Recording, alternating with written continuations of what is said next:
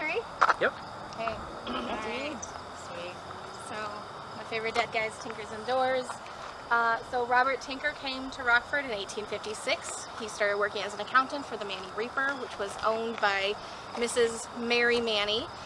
She was the widow of John Manny, who created the Reaper mower, and so what ends up happening, the Manny Reaper mower, the Reaper mower was out before then, but the Manny Reaper mower was the company he starts working for. After 14 years at the company, he and Mary are married April 24th, 1870. In her mansion, he had built his home across the creek from her, modeled it after a Swiss chalet.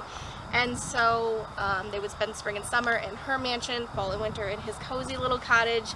It is called a cottage. It's a 22-room mansion, so not very little. But in 1874, her two nieces, Marcia and Jessie, moved in. At the time, her father, Josephus, had recently passed away. Her sister, Hannah, was still living there. But her brother, Ed, had like 5 kids. Oh, Two of them were girls, Marcia and Jessie. So they were going to school at the Rockford Female Seminary, which was just a few blocks away from the Tinker's cottage. Awesome. And so it makes sense. They move in. They just never leave for the next 30 years. Simultaneously, when they were 14 and 16, their dad had remarried a woman who was only 19. They were not super thrilled. No. Makes a little more sense why they just kind of stuck around. So long story short, Robert, Mary, Hannah, Marcia, Jessie, one big happy family for about 30 years. And then in 1900, Hannah passes from breast cancer. In 1901, Mary passed from influenza. And at the beginning of 1904, Marcia passed from breast cancer as well. So this left Robert and Jessie as the only family members left in the home, but technically society did not view them as relatives because it was Mary's blood niece, not his. So they had a couple of options. He can either kick her out of her home she's been in for 30 years, or have a marriage of convenience. That is the option they go with. The two of them were married in the parlor, just them, their pastor, her brothers, and this gave them somebody who was going to take care of him as he aged, and it also gave her a place to live the rest of her life and ensured she inherited everything after his passing. So that was in March of 1904. August of 1908, Robert had gone to Chicago for an overnight business trip, came back the very next day. His wife Jessie greeted him at the front door, holding a 10-week-old baby in her arms that she said was his son. So you can imagine his shock and surprise. We do have his journals from the time he was 14 until he was 86 at the museum, and so we know he never discussed adoption with her.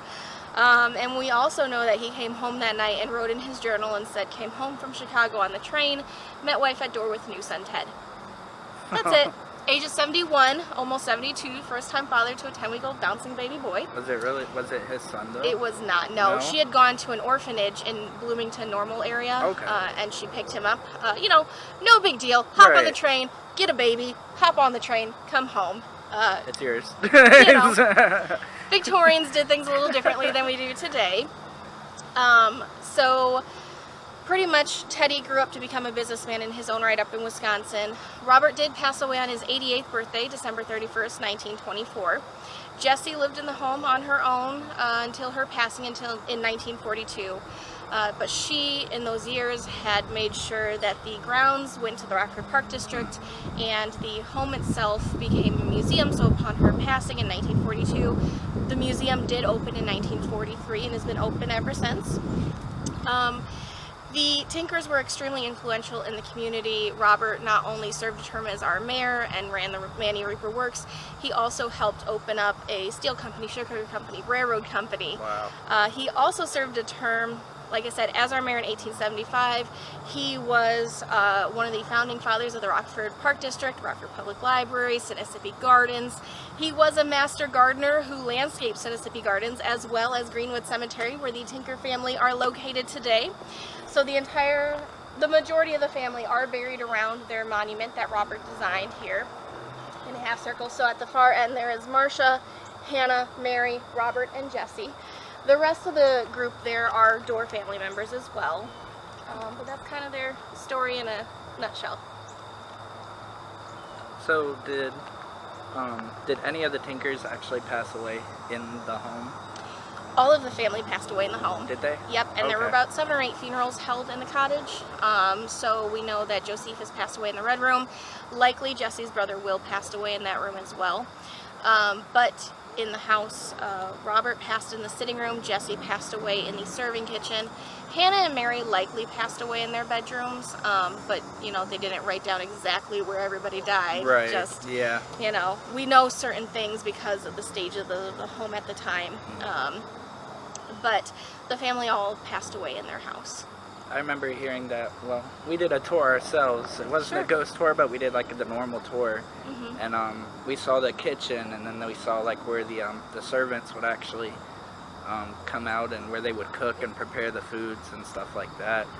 And it was really awesome. I would say my favorite part of the house was probably the library. Yep, because I loved the library. It was massive, and I was like, oh, this is so cool. Yeah, the library is most people's favorite room. It's my favorite space. Robert really put his heart and soul into it. He did a lot of the woodwork in there. He laid the floors himself. He made the spiral staircase himself. This guy was a Renaissance man of awesome. many, many talents. And isn't it true, I think that one of them, like before it became the museum, one of them had asked that, I forget which one it was, that asked that it would become a museum. And Jesse the second. I had heard, is it true that she actually was still living in the home as it was opened as a museum? So the home, she had given the park district the land with the stipulation that she could continue living in the home until her passing. Now, she did herself walk a few people through the house. She set up the museum with 3 trustees in particular to make sure they knew her stories, knew the home, knew what artifacts they had. Right. So she did start to show people the house, but unfortunately most people would just run up to her door and want to come through, and she's like, it's going to be a museum, I currently live here. But you know, some folks she would bring through. That would have been cool back in the day to have her give her a tour of her own house. I think that would have been pretty cool. That would have been amazing to see, yeah. Do you yourself have any personal experiences at Tinker? I have more stories than we have time for. Yeah, I mean, I see them, I hear them, I interact with them a lot, so you know, I've seen Robert a couple of times, I've seen Mary a few times. I've not seen Jessie, but I hear her. So she's the one that actually talks back to me. Because I'll come in every day, good morning, Tinkers and Doors, and then at night, all right guys, have a good evening, I'll see you tomorrow. And I'll occasionally get a, thanks, you too. And it's just like, oh, okay, all right. At least they're polite. And that's one thing about the family. They're all very respectful, very polite. I like to joke around and say they're kind of like a group of Caspers, where they're extremely friendly, they're willing to chit-chat, they know that their home became a museum and they're happy to hear their stories told still. So we do end up having a lot of folks who have experiences, whether their jackets are tugged on or they capture a photo while they're on a tour. We have a rocking chair that likes to move, not in front of me, they know I want to see it so they won't do it in front of me, but other people have seen it move on its own. I did hear about that you guys actually had to move the rocking chair because there was parts where it would be moving while you were doing non-ghost tours and had to relocate it used to live in the library, and we had to move it from the library into the sitting room because the Tinkers spent too much time in the library, and when you've got, you know, second graders coming through on a field trip, they don't really want to see that. So it made a little bit more sense to move it to the sitting room. It does occasionally move in there, but not anything like it used to with being in the library. Right.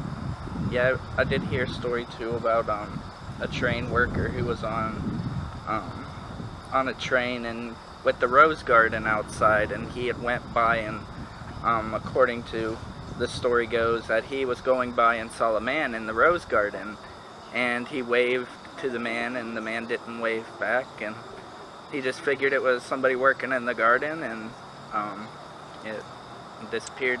Yep. I've heard that story as well. You know, there's been a few folks who say they've seen either Robert or Jesse in the gardens. I had one gentleman who used to go fishing on Kent Creek, which is in the railroad garden area that you're talking about.